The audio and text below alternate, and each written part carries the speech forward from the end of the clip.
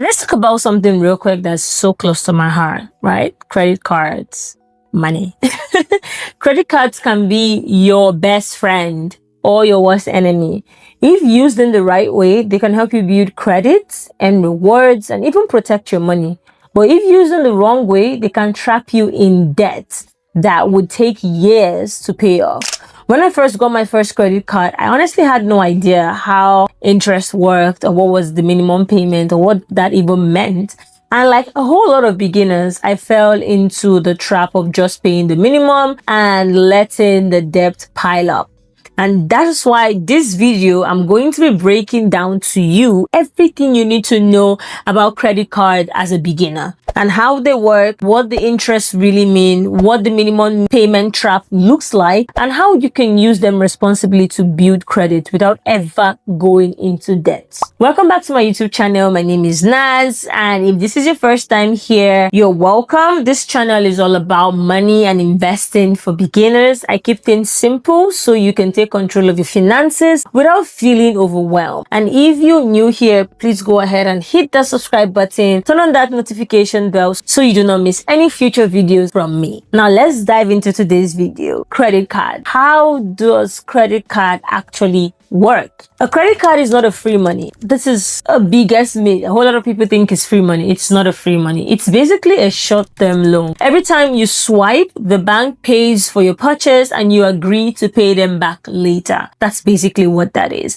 At the end of your billing cycle, usually about 30 days, you get a statement that shows you how much you spent and what you owe. If you keep paying your balance in full every single month, basically you are avoiding the interest rate completely, and this is how you use a credit card responsibly. So basically, it's little loan that the bank gives to you and then you pay them back. The biggest tip I'm going to give at the beginning of this video when it comes to swiping that credit card is do not swipe that card if you know you do not have the money in your checking account or in your debit card to pay off that credit card you're swiping. Okay, let's talk about the interest trap. Here is where a whole lot of beginners get stuck. Interest. If you do not pay back your balances, the bank charges you an interest on the remaining amount, and the credit card interest rates are so high, often up to 20% or even more. A whole lot of these credit cards has an APR of 29%, 28%. Some tell you, oh, it's a 0% APR on the first year, and boom, they slap you with a 29 to 30% APR on the second year of that credit card. Let me give you a typical example. Let's say you owe $1,000, right, on your credit card, and if you only pay $50 a month at the 20% interest rate, it's gonna take you over 2 years to pay it off, and you'll be spending 100 extras in interest, meaning that if you pay $50 every single month for that particular money, you're gonna use 2 years to pay it off, and by the time you're done paying it off, you're not just paying $1,000 back, right? You're paying about $1,200 back. Does that make sense? So you see how that you're paying extra money for when you borrowed something less because you're paying interest, and the interest rates are so high. Always pay your balance in full, and if you cannot pay it in full, try as much as you can to pay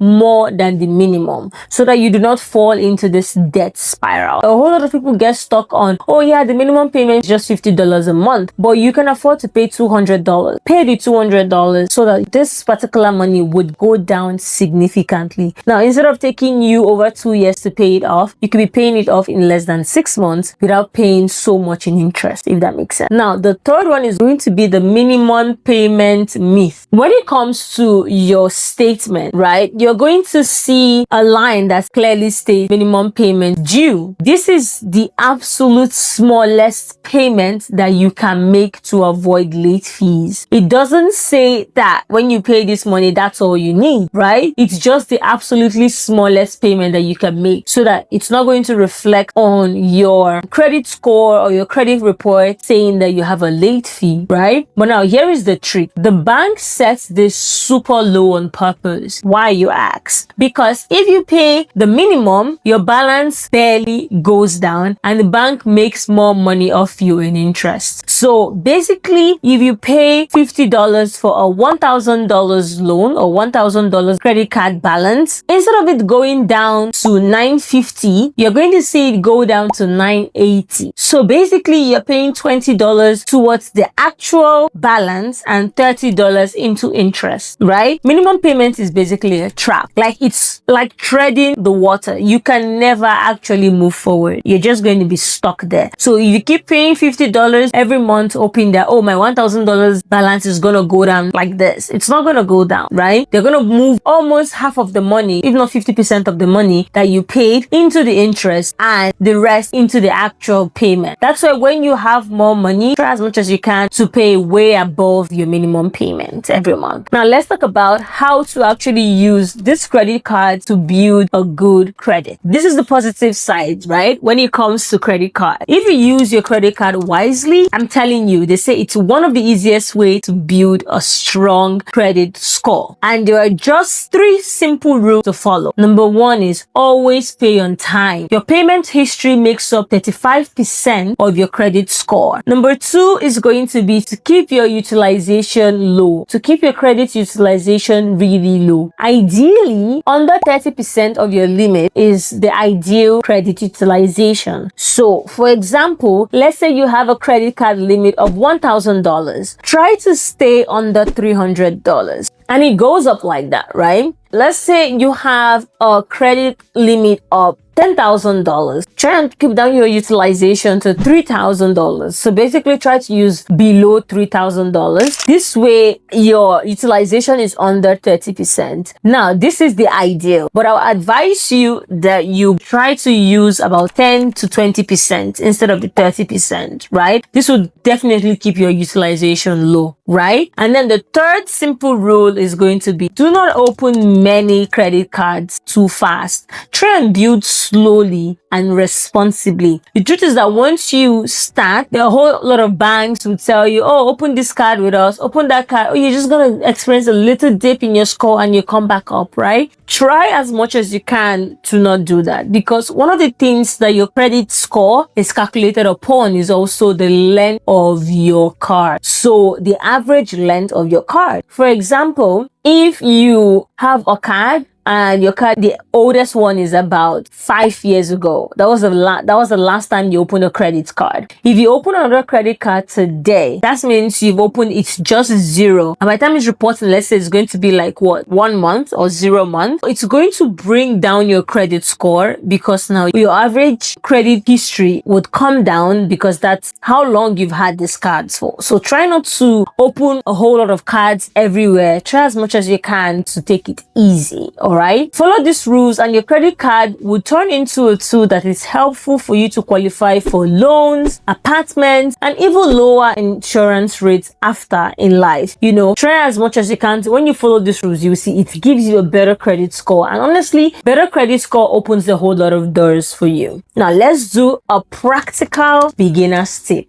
Now, this is a beginner's tip that I'm giving to you, okay? Number 1 is only charge what you can actually afford, what you can pay off in cash. Think of your credit card as a debit card with reward, not free money, okay? Think about it. I'm going to use my credit card to buy this so that I can gain points and gain rewards, but then I'm going to use my cash that I already have to pay it off so I do not go into debt, all right? The second thing is going to be to automate your payment so that you never miss a due date. So if you make a big purchase and you say, oh, I can pay this off within 2 payments, right? But it's going to go over into the next billing cycle. So this is what you do, right? You automate your payment so you do not miss it. And when you automate your payment, try to make sure that whatever payment you're making is bringing down your utilization into 30%. All right. The third one is going to be start simple. No annual fee cards. Start like with a student card or an entry level reward card. Some of these credit cards would tell you, oh, you have to pay $650 annually in fees, right? But don't do that. There are so many cards that do not require any annual fees. So go for those kind of cards. And the next thing is treat your credit cards as a training wheel. Okay. Learn your good habits now so that you can avoid financial pains later. Don't try to go overboard overboard, something that you cannot afford. Okay, now let me also give you a final bonus tip. When it comes to your credit card, try and find out what your reporting date is with all this bureau. There's one day, it's usually like the 30th or whatever. I think mine is like the 15th or the 17th. I can't remember, or I can't even say it. Try and find out what your reporting date is. When you find out what your reporting date is, so let's say for this example, we are using the 30th of the month. That is going to be your reporting date, and you have $10,000 in your credit limit. And on the 5th of the month, you say, oh, I need to use this entire $10,000 to pay off something, right? Now, if you do not pay anything in that money, you use the entire $10,000 from the 5th, and you didn't pay anything till the 30th, which is the reporting date. The bank is going to report to the Federal Bureau, the Credit Reporting Bureau, to tell them that basically you used 100% of the money that they gave you. So you have 100% utilization, and this is going to literally crash your credit score. It could take up to 100 points of your credit score, which is very hard to build up, right? But it's very easy to crash. So it's basically telling them that you cannot pack this money, you took this money and you haven't paid it back. Use 100%, right? Now, let me give you a second scenario. The second scenario is going to be your reporting date is the 30th, and on the 5th of the month, you use the $10,000 to buy something. That is your limit, and that is all you have. But on the 24th or the 25th of that same month, meaning after 20 days later, you paid off the entire $10,000. You paid off everything, right? It's going to go back on the 30th and report back. The bank is going to report to this bureau to tell them that you have a 0 to 1% utilization, meaning you didn't use the card, right? That your credit utilization for the month was 0 to 1%. Why? Because you paid it back. Now, the third scenario is going to be the same way. You have a $10,000 credit limit and your reporting date is the 30th of the month, right? Now, on the 5th of the month, you use your $10,000 to do something very important, but on the 25th of that same month, you are only able to pay back $7,000, leaving you with about $3,000 in your balance. Now, the bank is going to report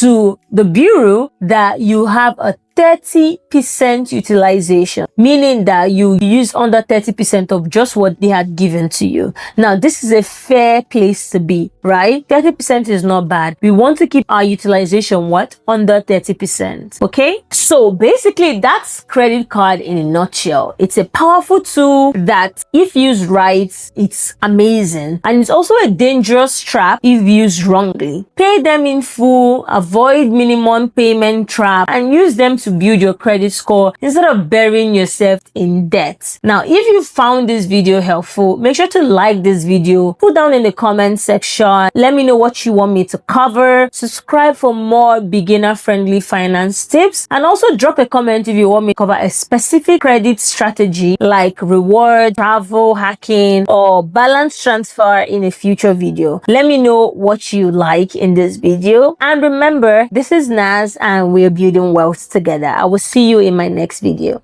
Bye.